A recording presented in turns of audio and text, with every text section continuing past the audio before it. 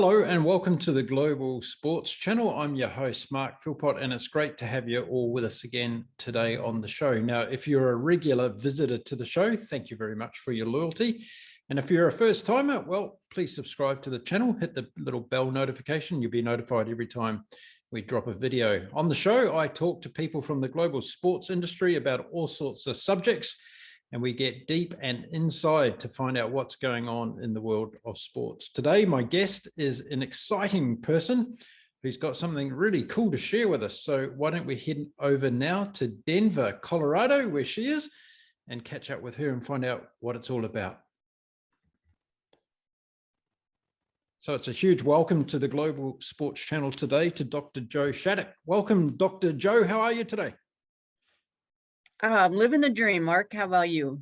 Well, you certainly are, because we were just talking off camera before about the beautiful part of the world that you live in. And I've got to say, I'm extremely jealous of you being in beautiful Colorado today. You must love living over there, yeah? We do. And I tell you what, there were 30 elk crossing the road the other day, and all the cars stop and everybody waits till the elk cross the road. And oh yeah, it's beautiful up here. Foxes and bears, and yeah, we love it. Oh, that's fantastic. And a lot of the world has been in turmoil over the last 18 months because of this virus that's going around. But has it impacted your lifestyle up there in Colorado very much? So I did research at the university, and when they shut down the campus, I had to work from home, of course. And we stopped doing our research on human subjects on data collection. But, you do a lot more stuff around the house. The yard looking better than it ever did, and, that kind of thing. So, yeah, it's a sad state of affairs for the world, of course, but we're getting through it. Yeah, there looks to be a light at the end of the tunnel now. So if I think we all remain positive, we're going to be able to jump out of this and get on with lives in the dimension that we all want to.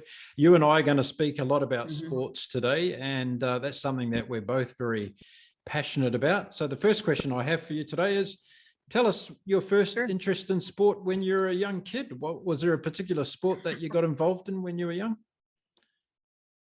There was, yeah. It's not the most graceful thing, but I was a runner in high school. I would get up and run before school and then after. And then I think when I was about 13, my best friend and I decided that we were going to run a marathon before our 16th birthday. And her name was Sherry Iyer. And a year is 10 years when you're a teenager, right? So she went off to play basketball, but I on the day before my 16th birthday, I ran the Montreal Marathon in 5 hours, 33 minutes, and 13 seconds. Wow. So you could have walked it, really, is what I'm trying to say. But really, that's a fantastic achievement at that age.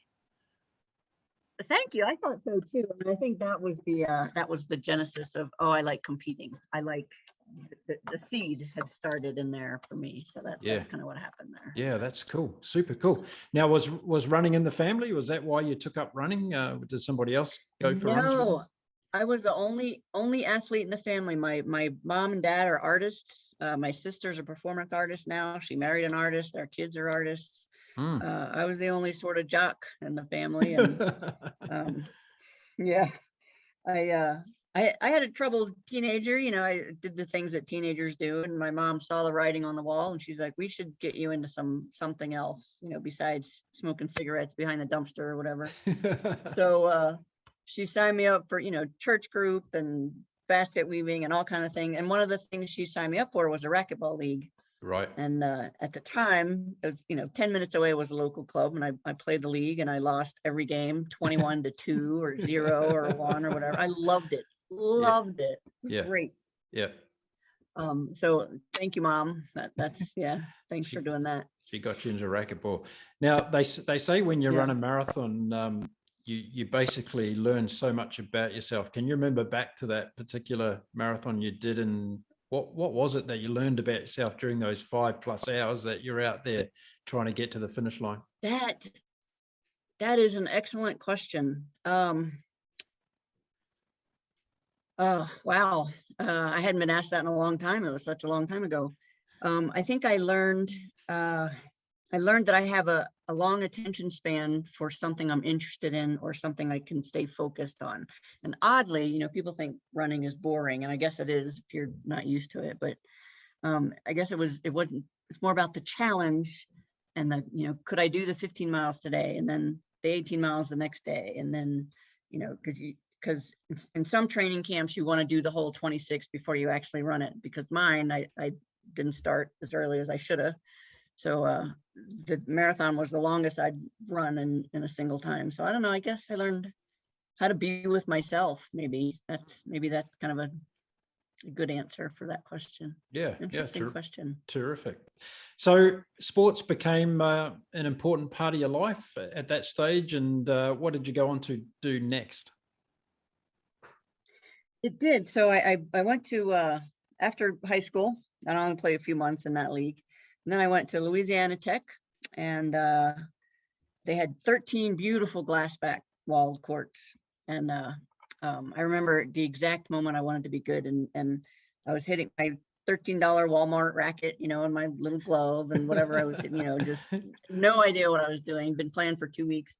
And I hit a ball and it went exactly where I wanted it to go. And it came exactly where I wanted it to be. And I realized there was some sense of control that I had in the court that I didn't have in the rest of my life. And I thought, like, I'm getting chills telling you about it right now, but I thought, oh, wow, this is amazing. So I went out in the hallway and I asked a couple of college guys, I said, hey, you know, are there racquetball contests? You know, can you compete at this? And they all laughed at me because they're not called contests, of course, they're called tournaments. Yeah. I didn't know that, right? Yeah. So a little while later, I drove myself in my 1980 Ford Fiesta to a little tournament, a local cheesy tournament in rural Louisiana. And, you know, I won the women's C, you know, like four people in it probably. And loved it. And that was the beginning. And then 13 months later, I entered my first open tournament.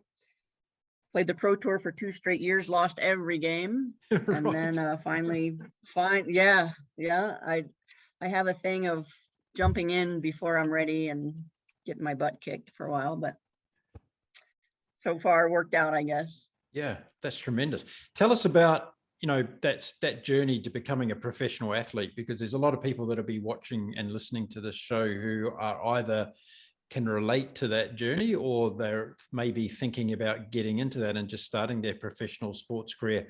What were some of the immediate barriers that we were faced with when you decided to be on the professional tour there?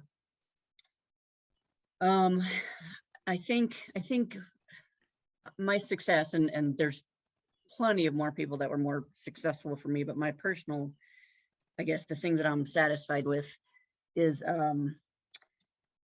well, first I'll say there's a lot of things that I did that I wouldn't want anybody else to do. For example, I started late. I started at 17, and so I didn't have the coaching for the juniors that a lot of the pro players now do. They started when they were 6 and they played worlds at 10s and 12s and 14s and all that, and you know, had coaches and training, and I didn't have all that. I didn't grow up in that kind of household.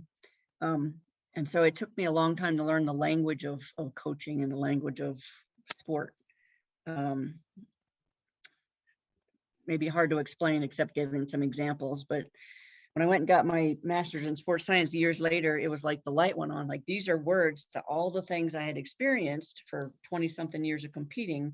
I just didn't have the vocabulary behind it. Right. I don't know if I'm answering your question, but what I would say is you are. Get help earlier than I did. Put yourself in situations to learn from the best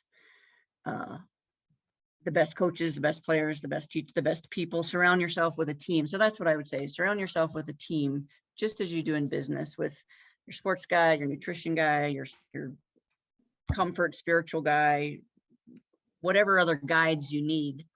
You can't do it alone, essentially. And I'll give a shout out to my friend and sports psychologist, Gail Royce, who I talked to for almost every match for about 10 years before I played.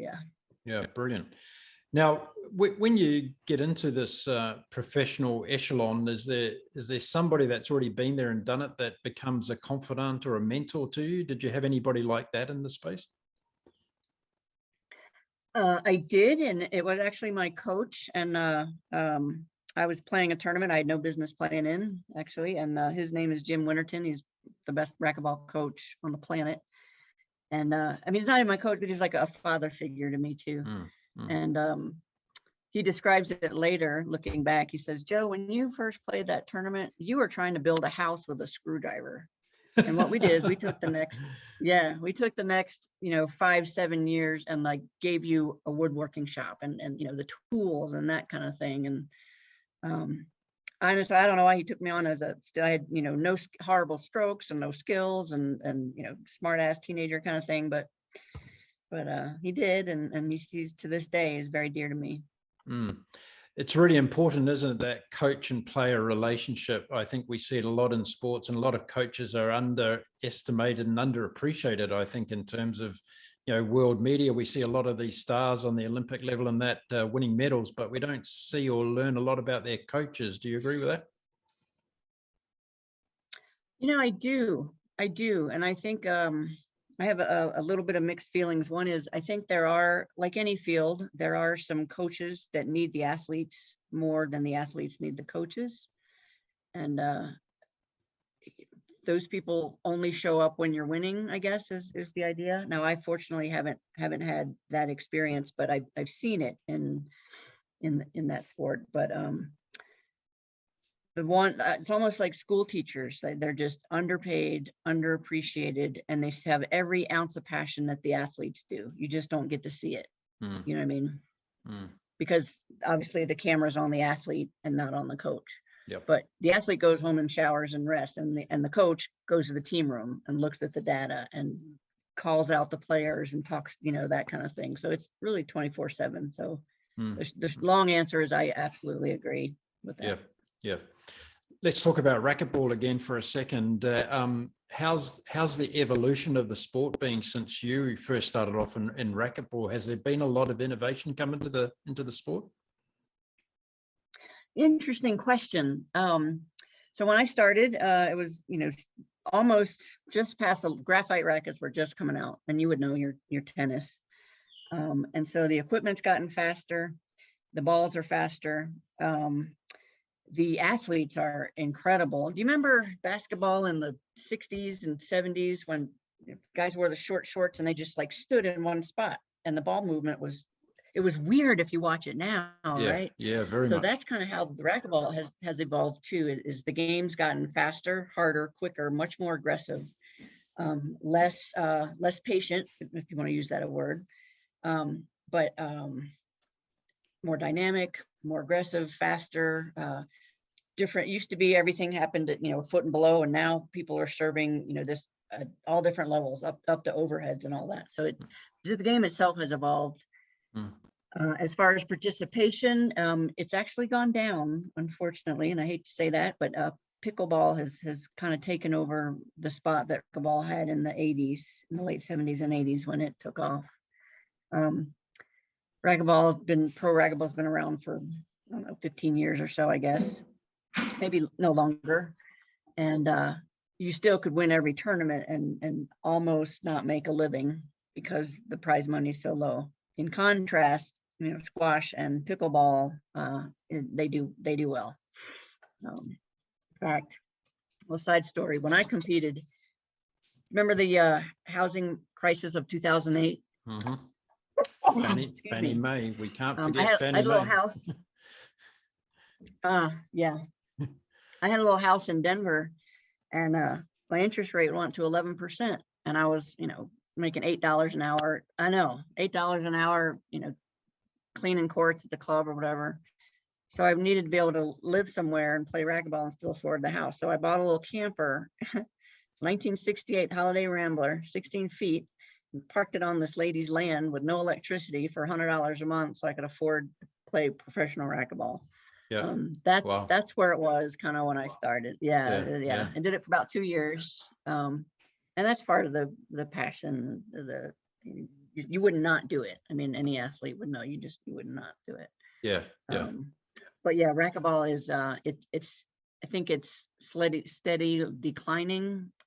There's a whole other host of reasons for that, and as far as people that can use a square foot of space in a gym. A lot more people can use it if it's a cycling gym than if it's a racquetball court. But it might turn around. I haven't given up hope. I was going to say that pickleball has a lot to answer for, doesn't it? Taking customers away from tennis and from racquetball and sports alike.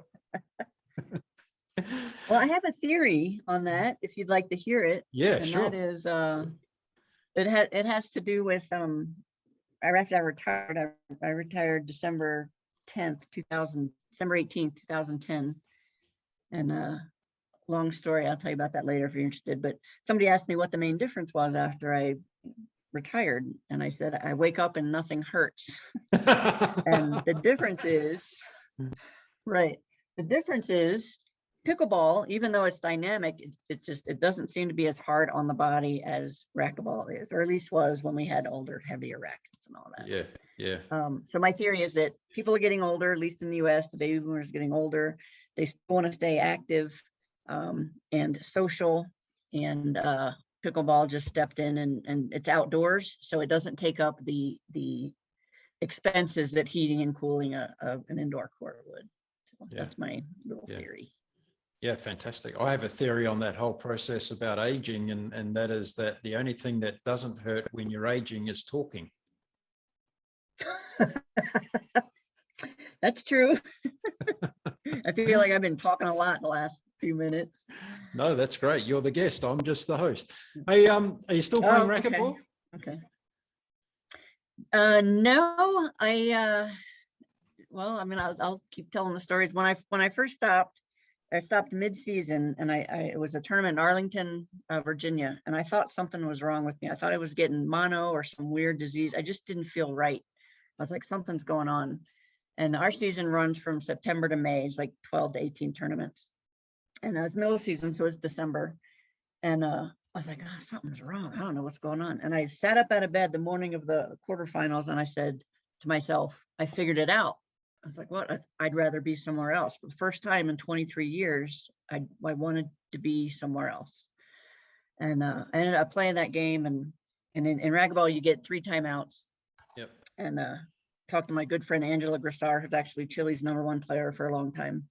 He was outside of the court, and if you haven't played racquetball, there's a glass court, right? So you can see people outside.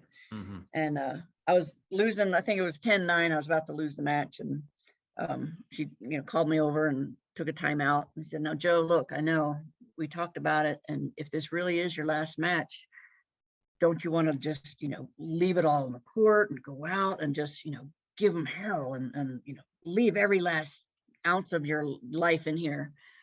And I remember saying to her, "Yeah, I don't really care," because the switch had gone off in me. I just got chills telling you that.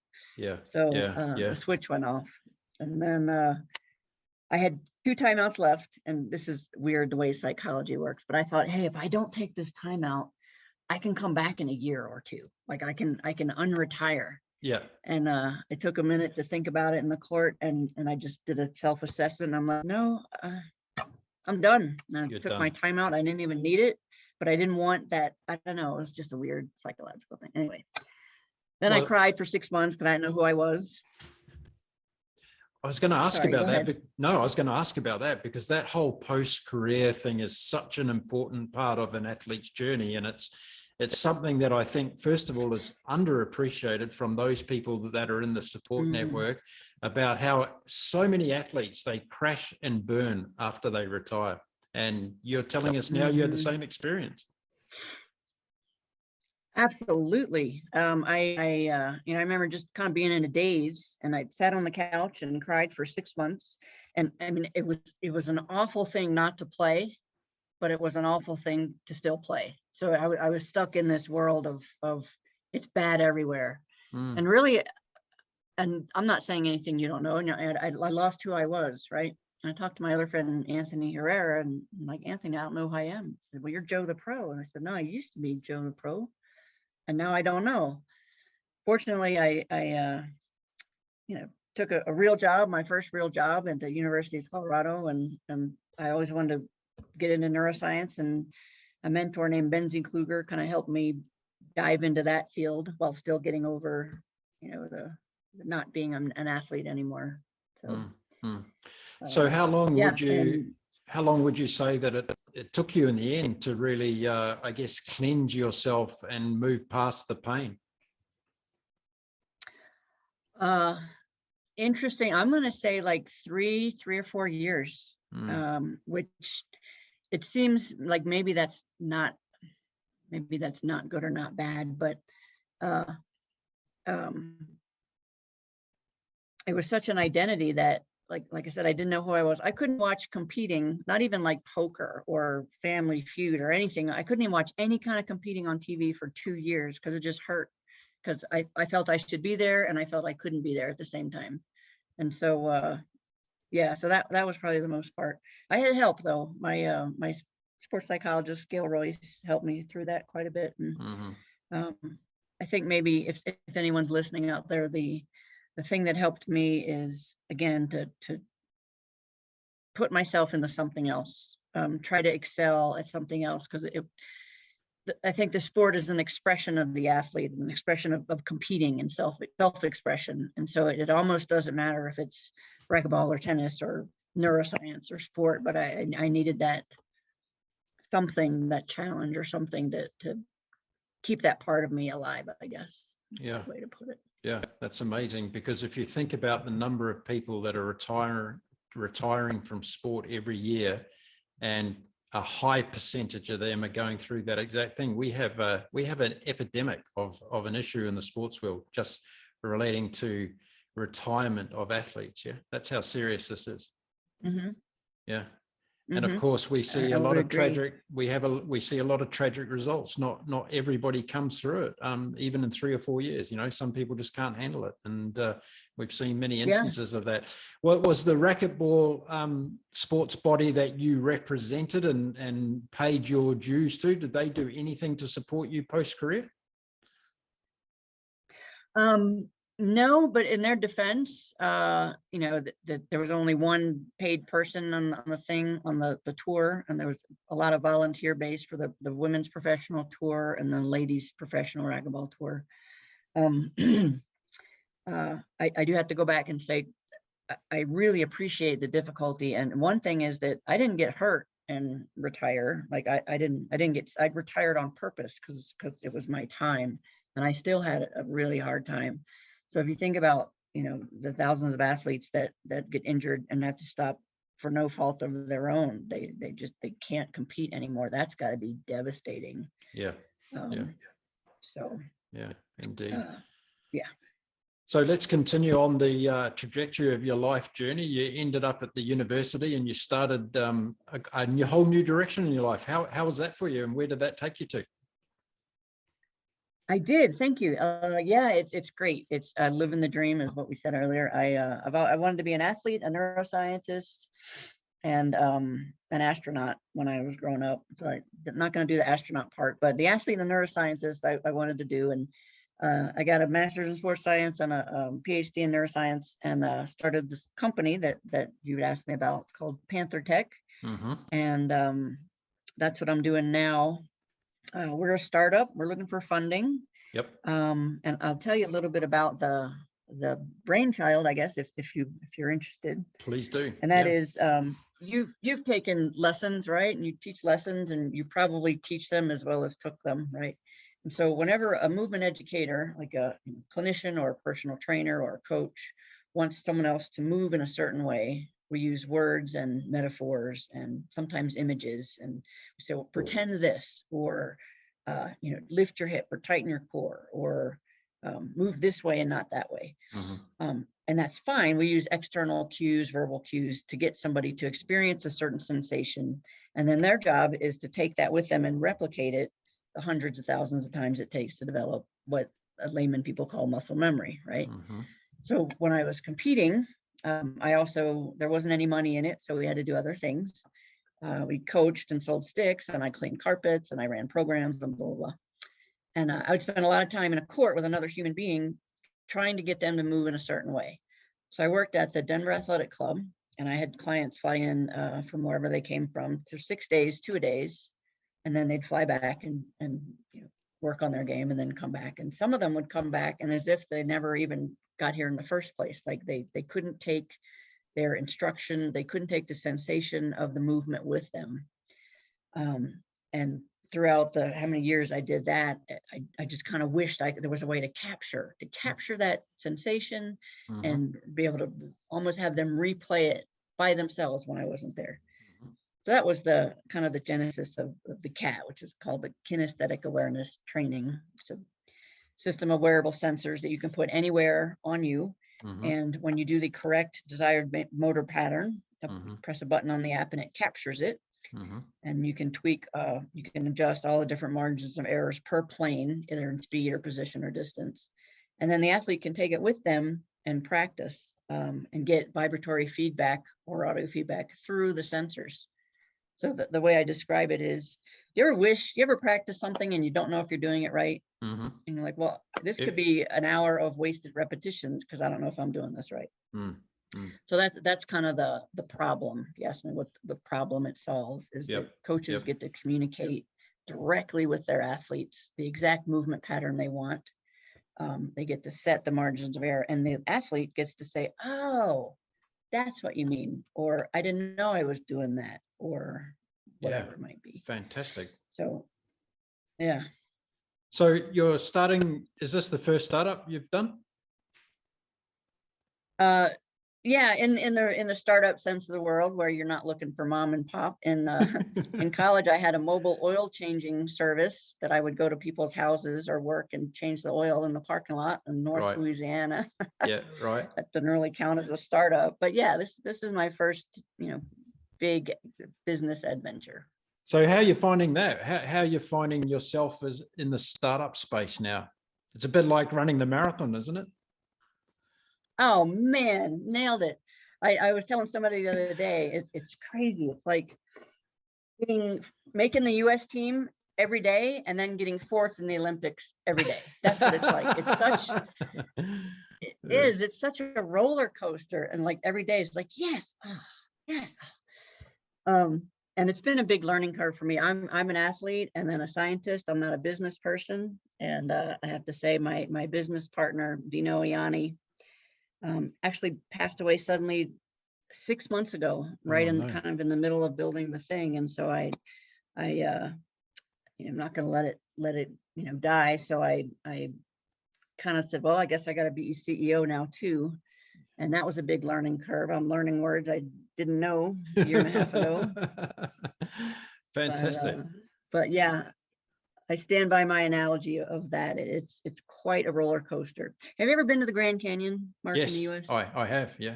Yeah. And before you went, did you have an idea what it might be like? Yeah, absolutely. I had this impression of its grandeur, but shock and awe when you're actually standing on the abyss. And that's what I was going to say is that, and people, it's going to be amazing. And you're not going to be, yeah, I'm sure it's amazing. I'm sure it's really pretty. And then you get there and your brain cannot process what you're seeing. That's what the startup world is like. It's like everybody tells you it's going to be long and hard, kind of like a marathon, I guess. But we were talking earlier about the Northern Lights being a similar phenomenon when it comes to its incredible grandeur when you actually see it live for the first time. And I think it's a great analogy to use when you're jumping into the startup and business world for the first time, that in a lot of instances, the Northern Lights go on, don't they, in your head? That's true. Another analogy I think I would use is a ping pong ball in a dryer. And I use that one for what it's like to fall in love. It's just, you have no control over what's happening to you, but you're just spinning and spinning and spinning, trying to stay upright. So fantastic.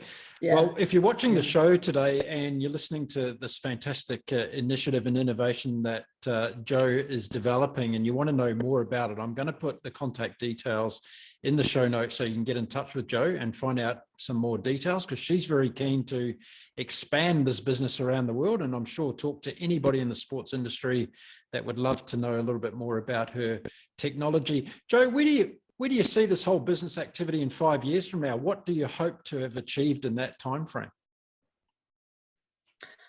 Excellent question. So we think big. We have big visions. We think everybody moves. Everybody needs to learn to move. Motor learning is something that happens from the time that you come out of the womb to the time that you lay down for the last time. And everybody can move in a different way. Biomechanics always need improving, as you know, in tennis. And so we think it's a new way to teach movement, and it's not a magic solution. It's just an elegant solution that for some reason came into my head, and we got our patent actually in February. So we think a global way. Thank you. Our first clinical trial started, will start this month in a neuro rehab center in Omaha. So you think sport, anything that moves, sport, rehab, military, tactical, industrial training, licensing, some of the sport specific gadgets already out there, anything that when you use the patented feedback platform to start to communicate with an athlete through sensation and feel and not words and metaphors. So we're thinking pretty big. If you want to, I'll just lay it out there. We think it could be a global thing, much like the Global Sports Network. Fantastic. Yeah, that's brilliant. So what about, excuse my naivety around the questions about your product, but can it be used in the water? So can swimmers and people like that use it as well?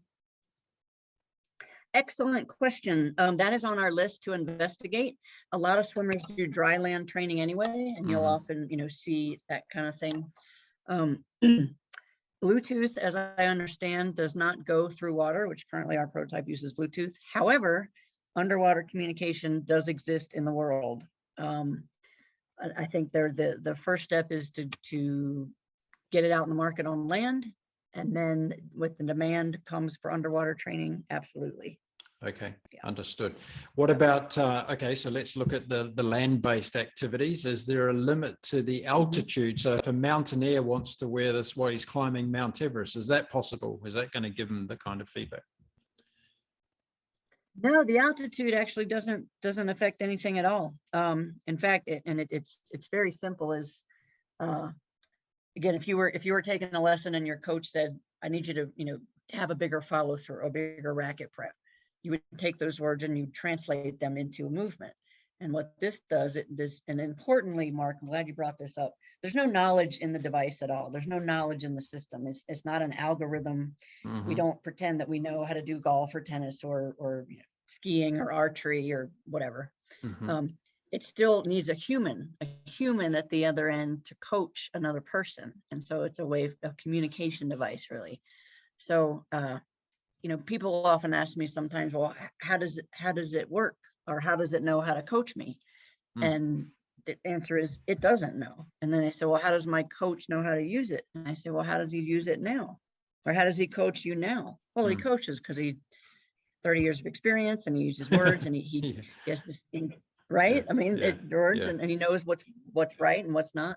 Yeah. And so I think that's the main difference in this product versus a lot of the other sensors that try to replace a movement educator. And ours is just to improve the movement educator's communication with the athlete, replace words with sensations and quiet feedback is the idea. So if I'm sitting in the shoes of a coach, how long does it take me to understand assessing and reading the data that's provided by the tool? Is it something that I get trained in specifically, or is there a training manual that comes with it? How does that work? Excellent. I'm smiling because there's been an educational piece of educating people. The world is all about data, right? In our view, the data is not the end. The data is the middle. In fact, our device, the Panther Tech system, works without ever seeing 1 ounce of data. And here's what I mean. You don't need the data to know how to shoot a basketball, right? If you're a coach, right? Just humor me for a minute. Vertical force under the ball. This is efficient. This is not, right? Chicken wing is a common mistake. Chicken wing goes out, right?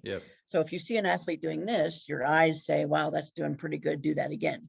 Invariably, an athlete will drift and start to do this, and they don't know they're drifting because kinesthetic awareness, which is the awareness of your body in time and space, it's not taught. It's just like picked up along the way.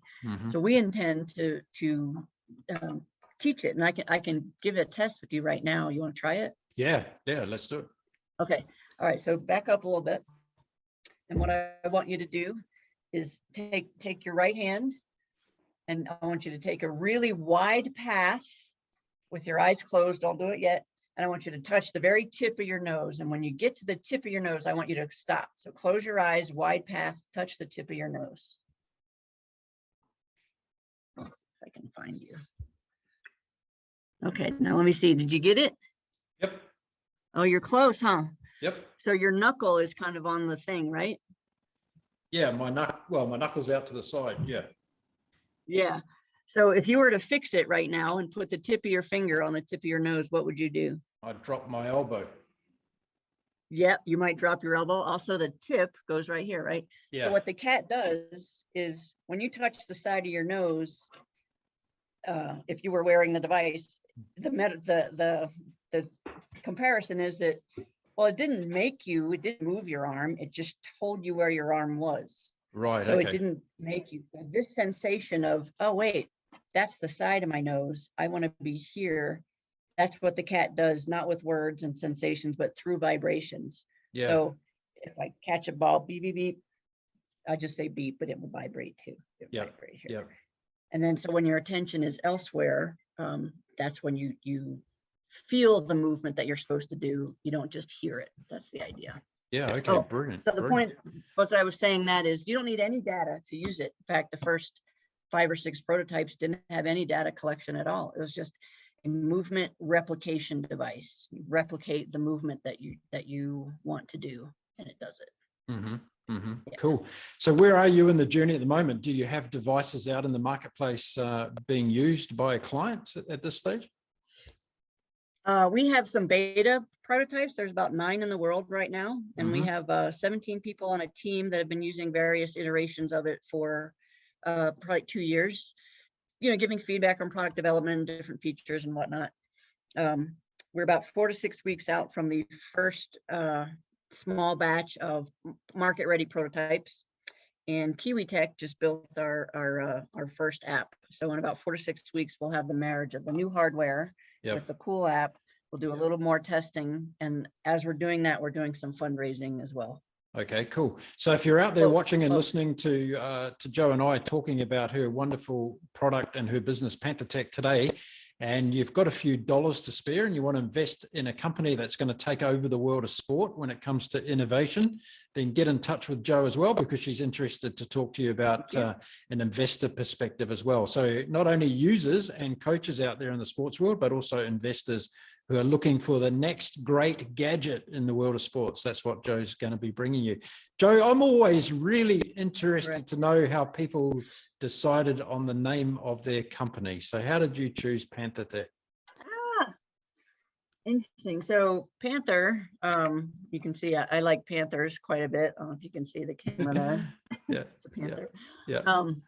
Panther stands for Principles of Athletics and Neuroscience Towards Human Expertise. And then the tech is technology. So it's a marriage. Nice. Yeah. So it's a marriage of those things with technology to improve human performance. Strictly movement is where we're after, although those principles can be applied to a lot of different things. Do you think this is something do you think this is going to be something that is taken up more by teams or individual athletes, or do you think it's just going to be horses for courses? Excellent question. I think any movement where any sport or activity where biomechanical movement is critical. As you know, your strokes in the beginning of a season aren't the same as they're in the end. There's compensatory mechanisms from fatigue and from injury. Frankly, you're not the same athlete physiologically as you are in the first inning as you are in the 9th inning. The body does what we have called movement adaptation strategies. You ever been carrying something heavy in your left hand and before you know it, it's in your right hand? Yeah, absolutely. Just because distribution of resources in the body, that's very basic concept of saying that. So you would always use it individually, but we've had football players use it to kind of keep their arms in when they're, I'm going to say American football. When you're blocking someone, keep your arms in so you can steer them away from your quarterback, right? Yeah. You can tuck it in your bra to keep your shoulders over your hips, and then a kind of hitting exercise. We've clipped it on the end of a golf, a bill of a golfer, so that to prevent early head lift, because in a lot of hitting sports, you look up before you finish your stroke. Yeah.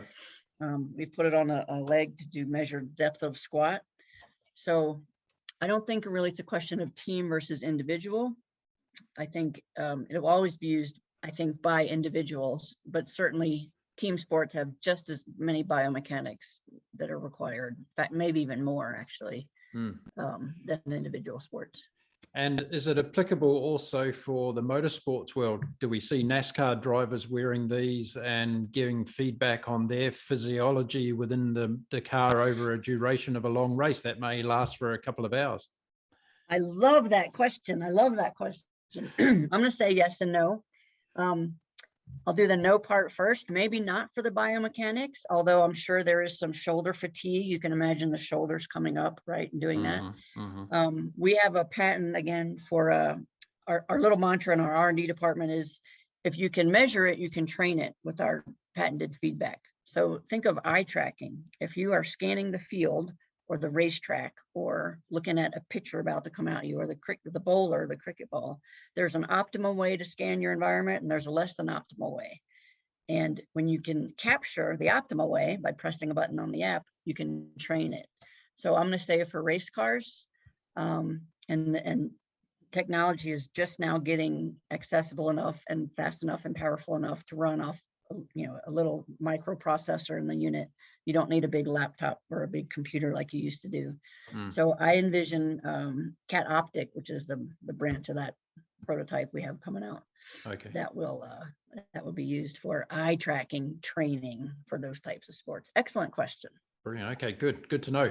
Now, as far as your business strategy goes and getting your product to market around the world, what's your strategy when it comes to distribution? Are you going to have you're licensing it, franchising it? What are you doing from that point of view? Excellent question. We have 4 verticals. The first one is sport, because that's where I came from, and it's my language. I speak it. I'm familiar with it. The rehab market is a little bit takes longer, clinical trials and whatnot, some FDA regulations and that kind of thing. So that we started already. The B2G, business to government, military, tactical, industrial training, that type of thing, and then licensing, like you mentioned. So the answer is all of the above, with direct sales, with distributors, contracts to either the SOCOM or the Special Ops Forces, and then also licensing. And the licensing is interesting because there's a lot of really effective gadgets that work in their sport or in their niche. We think they could propel themselves to the top of their niche with the ability to deliver feedback based on real-time kinematics, and not just feedback that you look at later or that you analyze later, but that the athlete feels in that moment. And so that's our 4th vertical, is that licensing this technology to devices that already exist that maybe could use our patented technology. Okay, wonderful. Wonderfully explained. Well, we're looking forward to the day where your product is globally recognized, globally used, and making a difference for all the athletes and coaches around the world, no matter what sport they're doing. And let's hope the underwater thing happens as well, because there's a lot of people that all right. There's a lot of people that spend a lot of time there's a lot of people that spend a lot of time underwater in their sport. So let's hope we can cater for them as well. Dr. Jo, it's been fantastic having you on the show today. I've loved every minute of it. So thank you for giving me your time tonight from Denver and Colorado. And again, for all the listeners and viewers out there today, if you're wanting to get in touch with Dr. Jo, I'm going to include all of her contact details in the show notes. So if you want to invest, if you want to find out more about the product, then you can reach out to Dr. Jo, and she'll be only too happy to have a chat to you. And I tell you what, we're going to get you back on the show maybe in a year's time, and we'll catch up with you and see how it's all going. Love to. And we'll do it all over again then, Jo.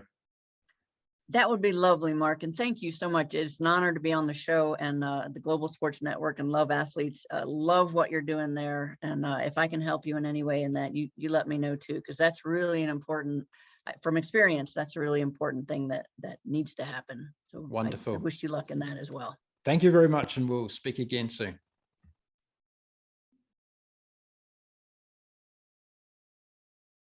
Don't you love it when you're listening to people that are doing innovative and exciting things in the world? I love it when, well, particularly when it's in the sports world, but in general, it's great to hearing people giving things a go. And Dr. Jo Shattuck there has just been sharing with us her great tool that she's designing and putting out there into the world to help athletes and coaches be more efficient in what they're doing around human movement. So check out all of Jo's contact details here on the Global Sports Channel in the description, and you'll be able to get in touch with her. Again, if you're interested in investing in her business, or you want to find out more about what her technology actually can do for you. Well, that's it for another episode of the Global Sports Channel. It's great to have you all here. Please hit the subscribe button if you like this content, and I'll be back again really soon with another video from the Global Sports Channel. Until then, stay safe and stay well, everyone. Bye for now.